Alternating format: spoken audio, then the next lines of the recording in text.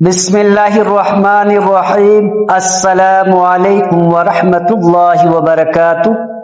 آج سے 1400 سال پہلے آج ہی کے دن میدان عرفات میں حضرت محمد رسول اللہ صلی اللہ علیہ وسلم نے جو خطبہ حج دیا تھا، آئیں اس خطبے کے اہم نکات کو دہرا لیں، کیونکہ ہمارے پیارے نبی کریم صلی اللہ علیہ وسلم نے کہا تھا، میری ان باتوں کو دوسروں تک پہنچائیں۔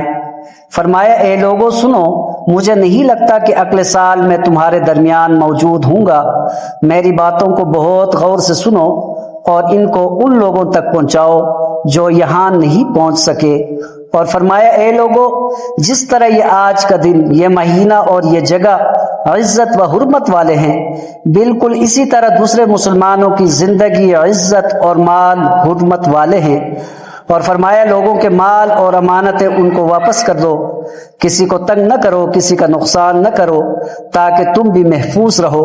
اور فرمایا، یاد رکھو، تم نے اللہ سے ملنا ہے اور اللہ تم سے تمہارے اعمال کی بابت سوال کرے گا۔ اور فرمایا، اللہ نے سود کو ختم کر دیا ہے، اس لیے آج سے سارا سود ختم کر دو۔ اور فرمایا، تم عورتوں پر حق رکھتے ہو اور وہ تم پر حق رکھتی ہیں۔ جب وہ اپنے حقوق پورے کر رہی ہیں، تم ان کی ساری ذمہ داریاں پوری کرو۔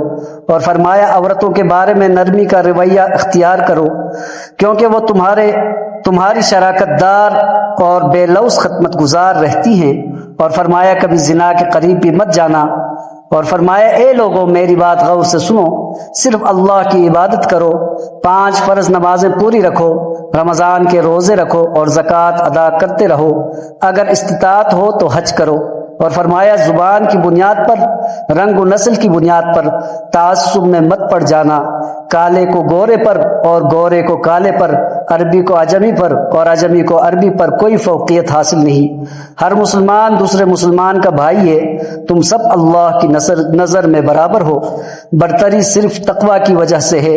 یاد رکھو، تم ایک دن اللہ کے سامنے اپنے اعمال کی جواب دہی کے لیے حاضر ہونا ہے۔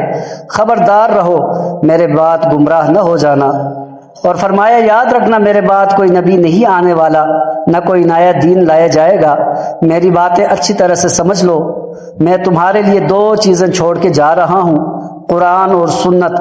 اگر تم نے ان کی پیروی کی تو کبھی گمراہ نہیں ہوں گے۔ سنو، تم لوگ جو موجود ہو، اس بات کو اگلے لوگوں تک پہنچانا اور وہ پھر اگلے لوگوں کو پہنچائیں، اور یہ ممکن ہے کہ بعد والے میری بات کو پہلے والوں سے زیادہ بہتر سمجھیں اور عمل کر سکیں۔ پھر آسمان کی طرف چہرہ اٹھایا اور کہا، اے اللہ گواہ